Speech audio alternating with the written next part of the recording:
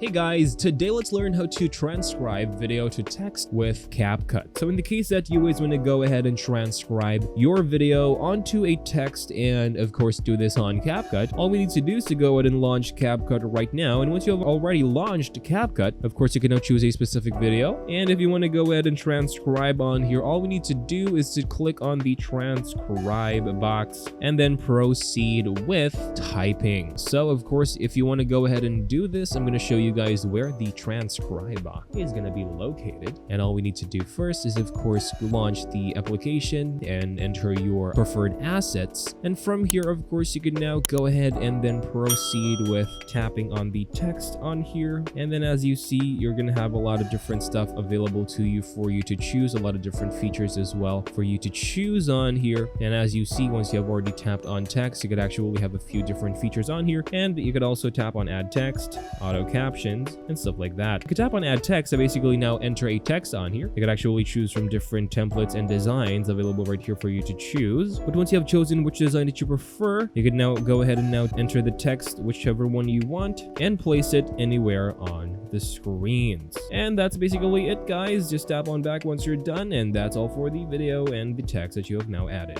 Thank you guys for watching this video. I'll see you guys on the next video.